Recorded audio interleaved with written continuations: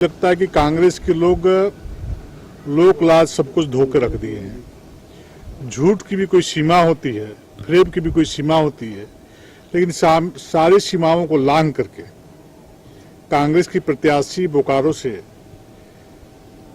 माननीय विधायक श्वेता सिंह जी थी, अभी वर्तमान माननीय विधायक हैं, और जिस प्रकार से चीटिंग करने का काम बोकारो समेत इस राज्य की जनता को किया है, साथ ही साथ चुनाव आयोग को भी धोखा देने का काम किया है।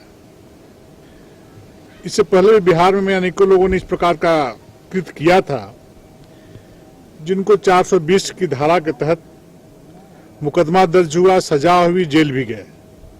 और उसी चीज को बिहार के पैटर्न पे झारखंड में बोकारो की विधायक जो चुन के आई 6 महीने पहले, उस चीज को दोहराने का काम किया है।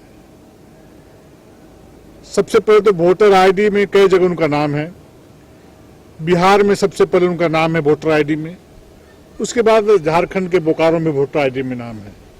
सामान्यतः यह देखा जाता है कि कहीं एक जगह वोटर आईडी में नाम है, यदि पहले से किसी जगह उसको कैंसिल करा देना चाहिए। तो विभिन्न जगहों विभिन्न माध्यमों के से लाभ लेने के लिए इस प्रकार का गोरख धंधा करने का काम श्वेता सिंह जी ने किया है, तो कांग्रेस की प्रत्याशी हैं।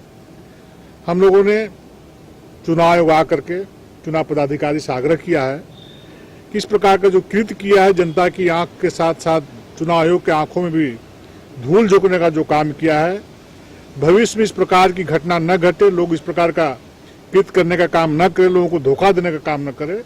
इसलिए जो न्याय संगत है, प्रथम दृष्टिया में दिख रहा है कि 420 का गोरख धंधा इन्होंने किया है। इसलिए कार्रवाई करते हुए इन्हें अविलंब इनकी सदस्यता समाप्त की जाए और इनको जेल भेजने का काम किया जाए। बहुत ही हास्यास्पद है। सरकार उनकी है, डीसी की पोस्टिंग वो लोग करते हैं। मैं तो पिछले 5-5.5 महीने से डीसी से मिलने के लिए परेशान हूँ, व्याकुल हूँ। जन मुद्दों को लेकर मैं ज्ञापन देना चाहता हूँ, तो मुझे समय नहीं देती हैं। और इससे हास्यास्पद बात दूसरी हो नहीं सकती कि सरकारी दल की विधायक कहती हैं कि हारे हुए विधायक के साथ डीसी का संबंध है। 5 महीनों में कम से कम आधा दर्जन बार मैंने उनको फोन किया, मैंने व्हाट्सएप किया, व्हाट्सएप पे मैसेज किया। ना भारतीय जनता पार्टी के पूर्व विधायक का फोन उठाती हैं, ना भारतीय जनता पार्टी के जिला अध्यक्ष का फोन उठाती हैं, ना भारतीय जनता पार्टी के किसी कार्यकर्ता की बात सुनती हैं। तो सीधे सीधे खिसियाली बिल्ली खंभा नोचे, ये आपस में जो करना है करें। हम लोग माननीय आदित्य साहू जी ने, हमारे प्रदेश महामंत्री राज्यसभा सांसद महोदय ने निर्वाचन आयोग से मिलकर, हमारे जो पार्टी के अधिवक्ता हैं सुधीर श्रीवास्तव जी, इन्होंने अपना पक्ष रखा है और हम उम्मीद करते हैं कि हमें न्याय मिलेगा।